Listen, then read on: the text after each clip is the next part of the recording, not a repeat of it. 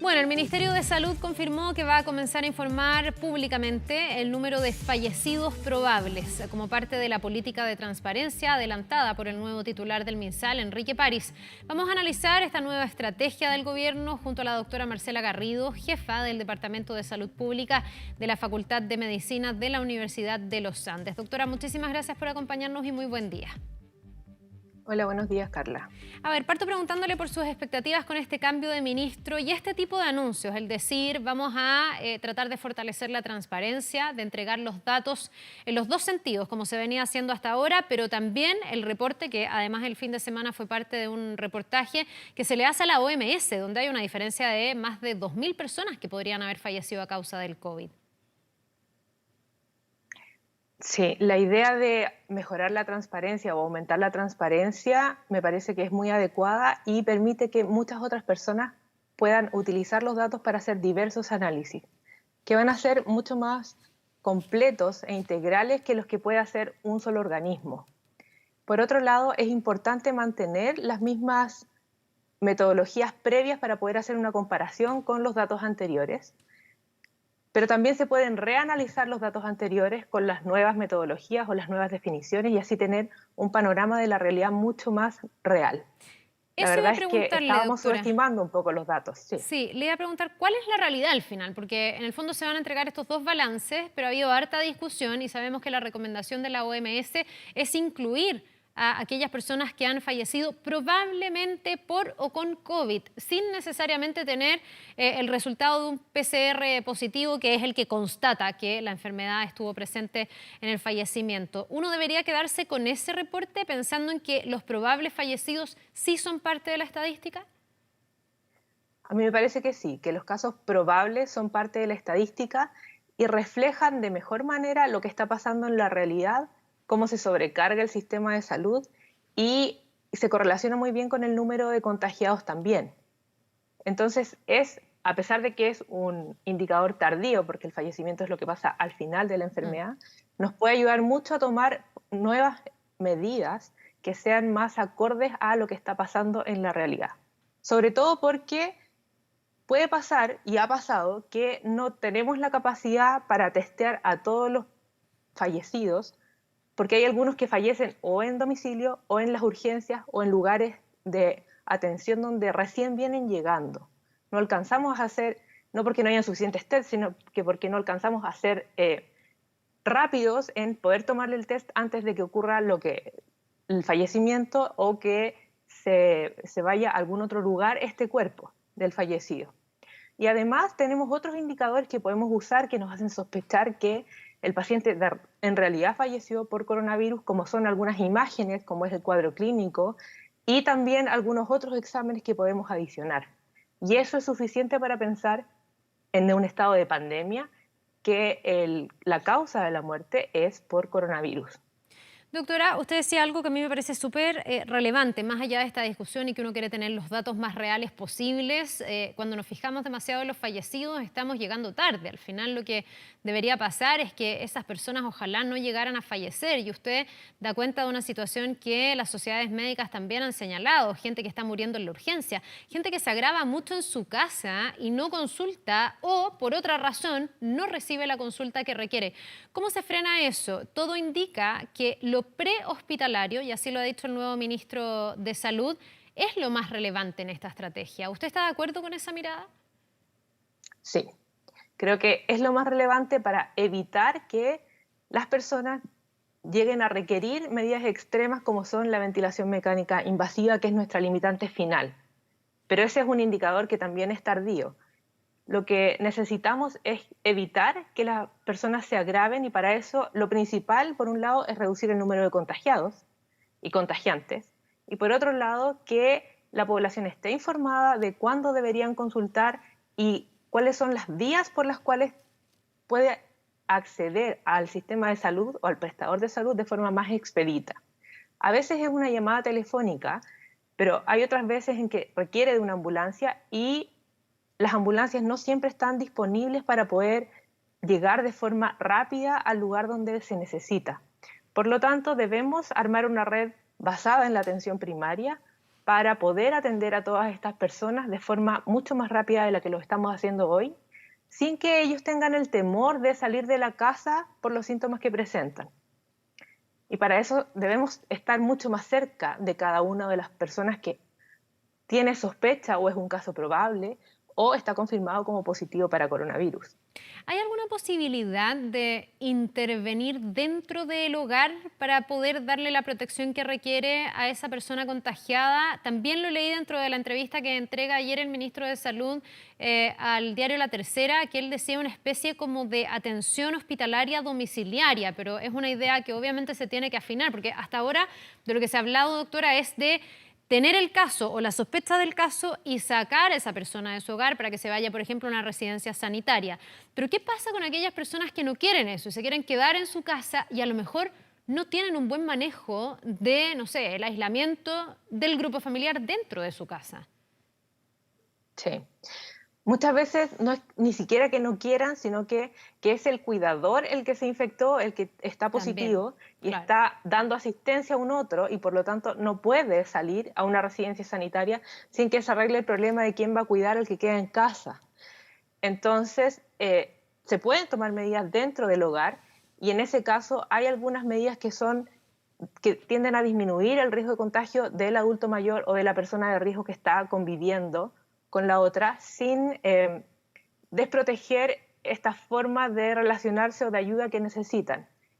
Dentro de eso podemos mencionar el uso de mascarilla dentro de la casa para aquel que está contagiado y, así, y las otras cosas que son ya las mencionadas como el lavado de manos, la distancia física y el aseo de superficies frecuente dentro del hogar también. Pero esta idea de alguna forma tener una atención domiciliaria de salud es bastante factible y esta puede ser ayudada tanto por la telemedicina como por visitas programadas en caso de ser necesario. Ahora, me imagino que eso es para casos que están comenzando, que es cuando hay una sospecha de un coronavirus, porque un coronavirus que se agrava necesariamente, doctora, va a requerir a lo mejor de una tecnología que va a hacer que la gente tenga que ir al hospital. No, no podemos llevar el ventilador a la casa de las personas, tienen que ir las personas al hospital, me imagino, ¿no? No, eso serían casos muy excepcionales, pero en general no se hace. Exactamente. Es cuando la persona tiene síntomas.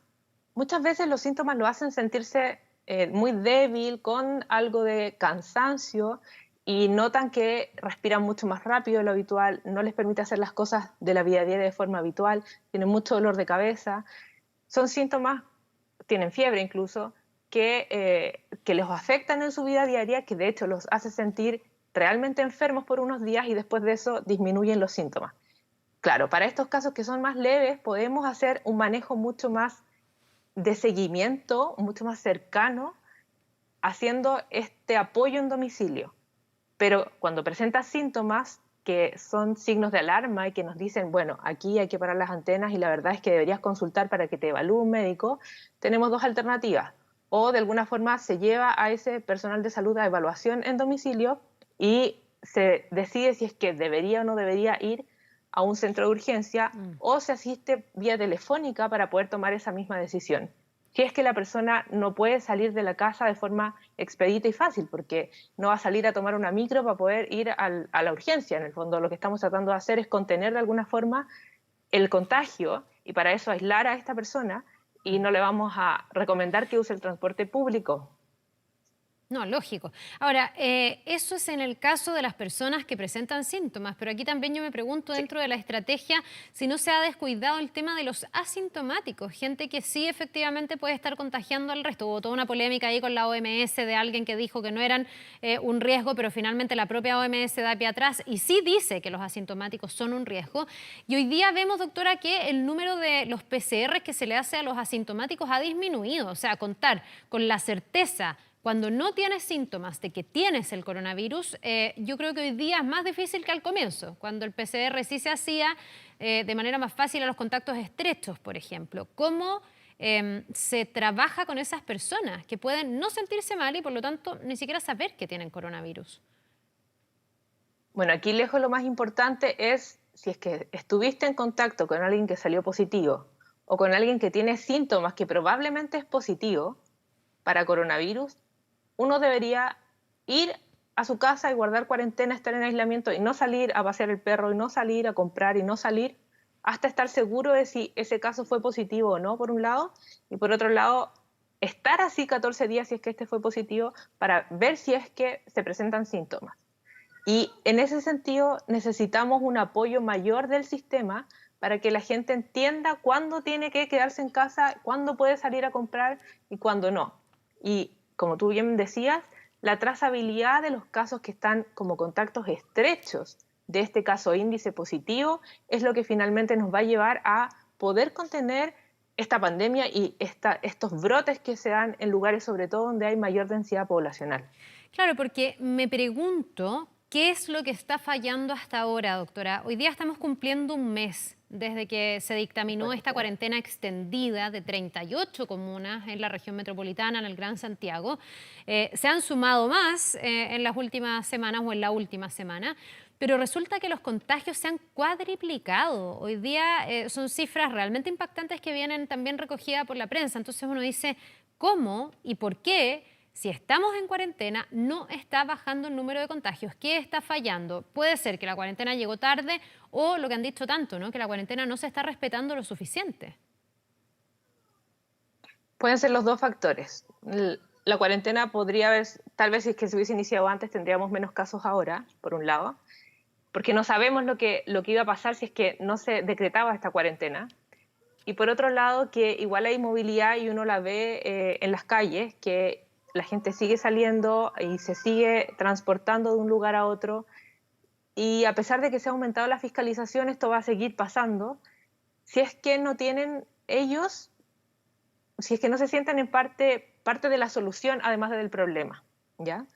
Y en ese sentido hay que tratar de levantar información desde ellos mismos del por qué están saliendo a la calle. Si uno sale a la calle, en el fondo le empieza a preguntar qué es lo que está pasando, por qué estás en la calle, por qué ocupas muchas veces tu permiso o tratas de alguna forma quebrantar el sistema para poder salir de todas formas, vamos a encontrar diversas razones y tal vez hay algunas que todavía a nosotros no se nos han ocurrido. Creo que es importante el considerarlos dentro de las políticas públicas para que tengan mayor efectividad de alguna manera. Y me parece que parte del problema es que algunos de ellos no consideran que esto es fundamental y que el salir al negocio de la esquina no lo consideran como salir de la casa finalmente, porque están como dentro de su mismo barrio que es muy pequeño. Mm.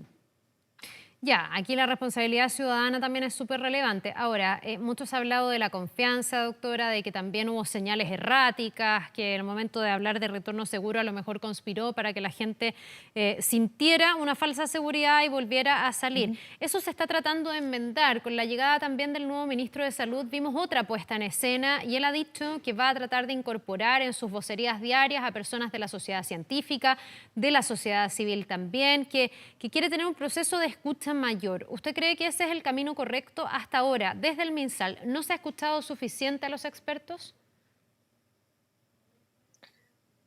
Yo creo que a los expertos puede que sí se les haya escuchado, pero no tanto a la sociedad civil. Y en ese sentido es importante considerarlas para mejorar la adherencia a las decisiones que se están tomando. Creo que también hay cabida para una mayor cantidad de voceros de distintas organizaciones, que pueden ser científicas o no, para tener una imagen mucho más integral de lo que está pasando. Si nos aislamos solo en salud, vamos a ver solo una parte del problema.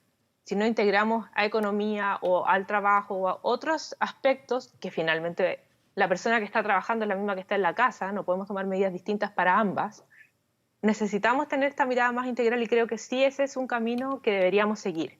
Pero no es solo escucharlos, sino que también es considerarlos y que se note su opinión finalmente de expertos y no expertos en las decisiones que se toman finalmente y las políticas y las recomendaciones o normativas que se van a resolver.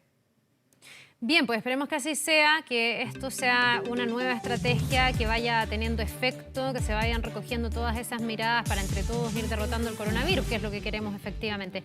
Muchas gracias a la doctora Marcela Garrido, jefa del Departamento de Salud Pública de la Facultad de Medicina de la Universidad de los Andes. Que tenga un buen día, nos vemos. Buenos días, Carla.